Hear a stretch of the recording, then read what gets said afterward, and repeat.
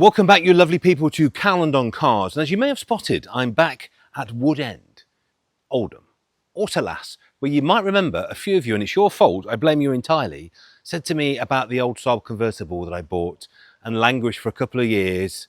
You need to restore it, you need to put it back on the road, you need to get it road legal again. Now, about 6 or so months ago, I dropped the car here. Here's a little montage to remind you of that sorry state. And here we are, fast forward today to July, where it does feel like December, but it is actually the summer.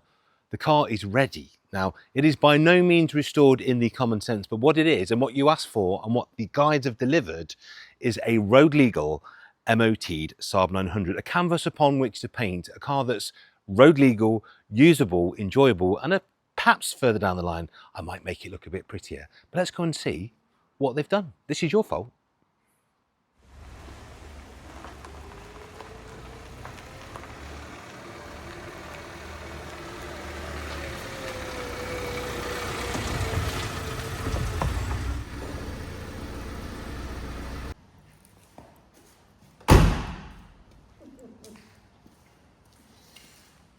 Drink it in. This is the result of many, many hours of hard work. We're going to go through exactly what that hard work, probably tens, possibly hundreds of hours of hard work, a lot of talent, a little budget has been made to go a very long way thanks to some very special people, and we'll be talking to all of them in a bit. But look at it. This is the good side that you're seeing there. This is the side that looks like the factory intended. On this side, just as sound, but perhaps not as pretty. But we'll explain that in a minute. But first of all, I want to thank and introduce you once again to my lovely friend, Jody. Jody, thank you. You're welcome. Thank you for letting me clutter up your workshop. Yeah, it's Mate. become a member of the family. It's been here that long. Well, very kindly, and what we sometimes do for each other in the trade, and if you're very nice to your local garage, they'll do this. We call it a dropper honor, don't we? Yes. Explain to the lovely people at home what a dropper honor is.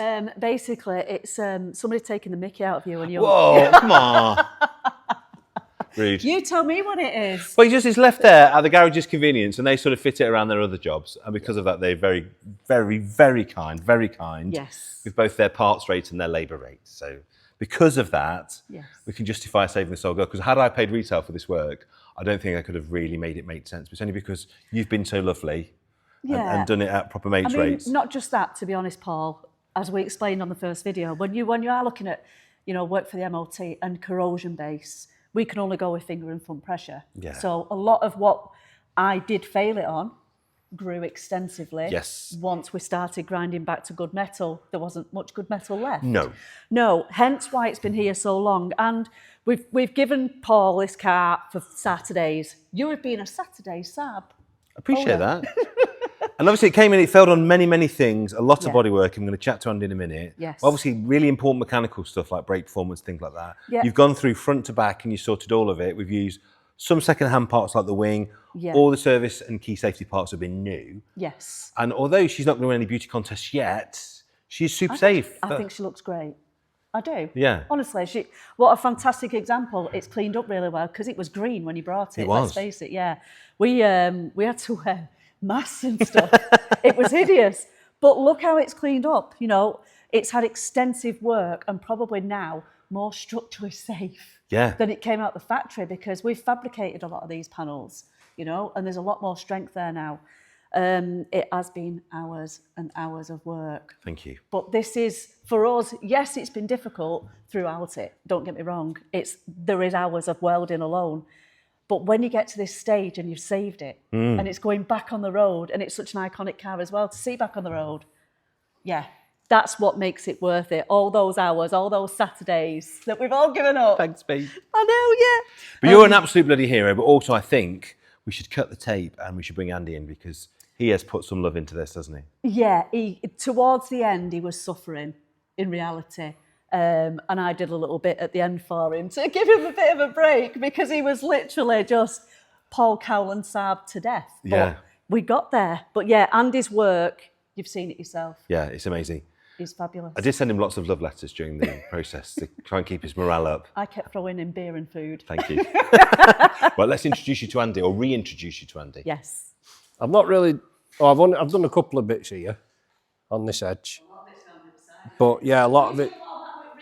Andy, first of all, turn around so we can introduce you. Okay. Ladies and gentlemen at home, this is the magician, the talent that is Andy. If you have fresh air where metal should be and repair panels no longer exist, if you can find him, you can call the A-team. Mate, thank you for everything you've done. No problem. Unbelievable. Could you just give us a little taste, a flavour of how this car has fought you at every turn and what you've done to overcome it? Many hours. I think I clocked it up to about 45 in total welding. Wow. I've done some little bits there. It were mainly the back end and that near side wing. You can't really see much of what I've done because of the thing. But that's they the are in art of a great pictures. repair, though, isn't it? If you can't see, then clearly... Yeah, you won't be able to see it if you got underneath. But talk to me about the near side front wing, because you were obviously trying to repair and maintain wherever you could, but on the front... That was a... And this is an evil repair. Anyone who's ever done this on a 900 will know how horrible this is, because it's so brilliantly made and it's so cleverly multi-layered, isn't it? It's not like a normal car construction. No, when we got the wing, it still had part of the arch on it, because it was the arch is tacked here from factory. It still had half the arch in it. So I had to basically keep putting it on and off, trimming a bit off, putting it on and off, trimming a bit more off, and put it on. So basically I could stitch the original arch to the new arch. So then you won't see the repair in the arch either. But can we just talk about that shut line? Look at that. Look how perfect that wing lines up on that bonnet. It took a while. I mean, it's so factory. When that's got some paint on it, you just will not know, will you? No. Absolute beautiful work. And at the back, mate, obviously you've had to do all sorts of panels repairs, both inside and outside the arch. Yeah, this was the worst side. Why do you think this cars might have been stored with like half of it out of a carport or something? Because it's weird, isn't it? Because the driver's side's okay, and then the near side's absolutely... The near side, though, when you're driving in traffic and stuff like that, that's what gets all the batter, because of all the gutter muck that gets flicked up against it.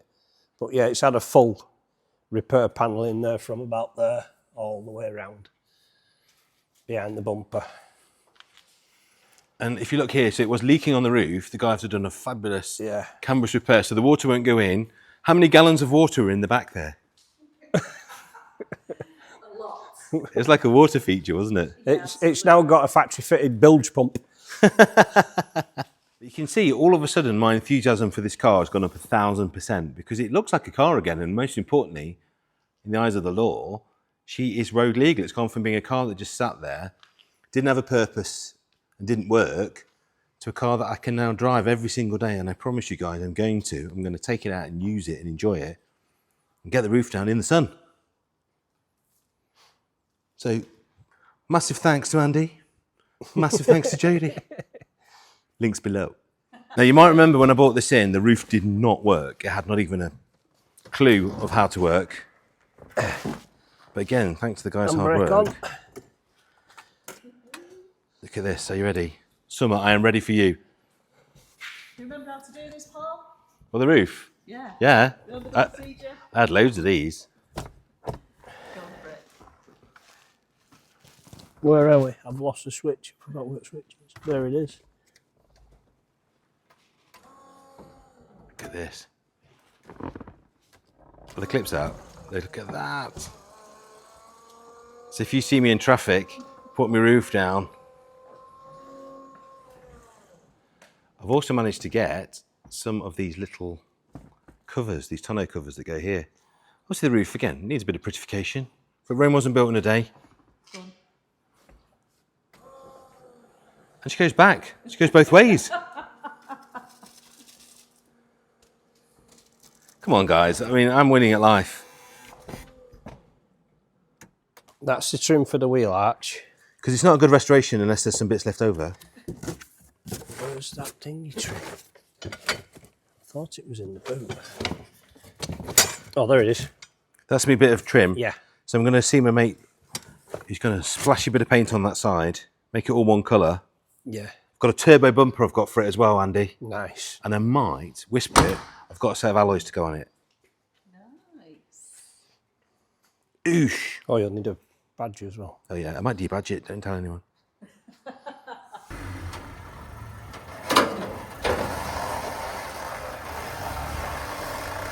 Little bit more, little bit more. Whoa there, Nelly.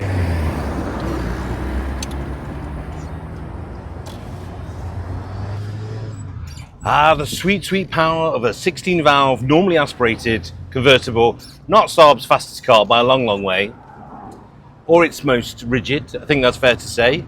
Although the scuttle shake, interestingly, I've just driven about 10 minutes ago, I've just driven a 9.3 convertible of 2001 vintage, and I have to say the scuttle shake in these older cars is better. Remember the time when we sold the new ones, we were saying that, yeah, the rigidity is much better on the new cars, but I would say this feels a lot stiffer and more together. Maybe it's Andy's amazing welding that's done that. And can we talk about that welding? What the actual hell? I mean, there was nothing of this car in certain places, and Andy's fabricated it. And I can't tell you, Jody has given me such a sweetheart deal on this car. She's really looked after me on the labour, she's looked after me on the parts, and it's kind of made it justifiable, because I don't really think I could have, at full retail, which probably would have been, I don't know, 10, 11 grand easily to do all of that, I just don't think I could have made it stick. So the car's never going to be worth that. And I know we don't always do these restorations to get money back, but it does sort of make sense. If you're about right, if you can break something like even at the end. Now the car is fully MOT'd, as I'm sure many of you have been online and checked, because I know you like to do that. So she's fully MOT'd, which is a lovely, lovely feeling. There's obviously still a ton of jobs to do. That wasn't really Jody's remit. The plan was get it in there to Autolass workshops, get it to a safe MOT standard, so then I can start enjoying it. And then what that will do is, I'm sure, chuck up a load of other jobs that we need to do. First of all, because this has got the wrong gearbox and selector in, the gear change has always been like stirring a bowl of porridge. We need to sort that out. It's going to need a full service. Obviously things like brakes are all absolutely spot on, we know that now. But I get to drive around in the sunshine looking like a 10 bob millionaire in my multicoloured Saab convertible. And I would always recommend that, guys. If you are thinking about a project, if you can just get it into a road legal condition, your enthusiasm for that car will go up 10 million%, for the simple reason being you can use it and enjoy it. So I'm now thinking, wherever I'm going, whether it's now to GBS to pick up a press car or to the shops or to the pub, I'm going to take this because it works, the roof comes off and I can get 3 mates in it. What's not to love? Oh, listen to that chain. Not quick at all. Now, I always wanted a classic Saab cab. I've had a few back in the day.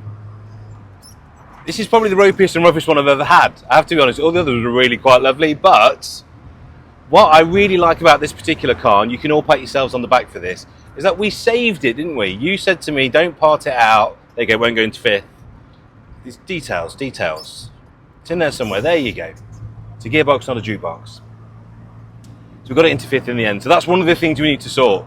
The gear gate is completely wrong for this car, which means you literally have to guess where all the gears are. So it helps that I've had a few years driving old 900s, but it's probably not a great long-term solution. I wouldn't have said. Probably need to do something a little bit better with that. You know, it's all part of the process, isn't it?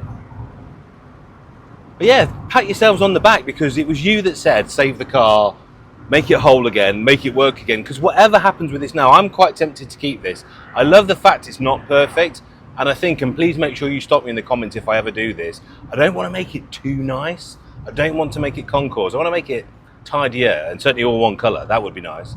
But I don't want to make it so nice, I don't want to use it. What I love about this car, I would drive it anywhere, I would park it anywhere, I would put anyone and their dog in it. If I take it down to Devon where we've got a little place, I'd put a paddleboard in the back, I'd leave it sticking out, I'd let the kids jump in with sand all over them. Doesn't matter. That kind of car. And that's so liberating. You know, when you run a lot of really nice, interesting, lovely condition cars, to have one that's just a little bit scruffy, a little bit careworn, but drives beautifully, that really is a bit of a treasure. So I think that's what I'm going to do. Just make it one colour, sort it out. Although I say that now, and then the next time you see it, it'll have a set of alloy wheels on and we'll have lowered it 30 mil and it'll have a turbo front spoiler on. You know me.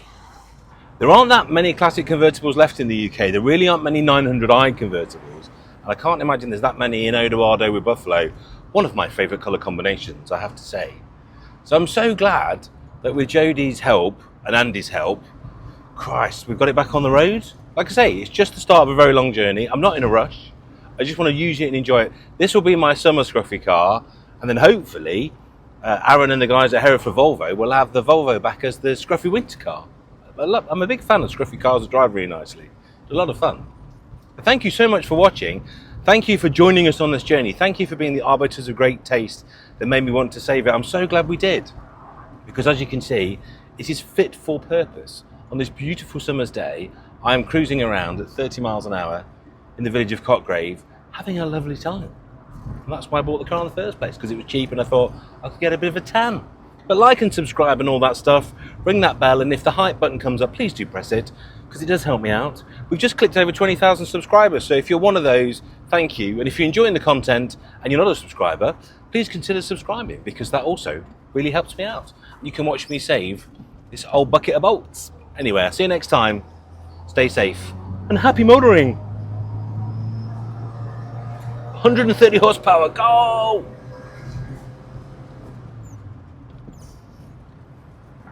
Wasn't ready for third gear there. Fast it is not.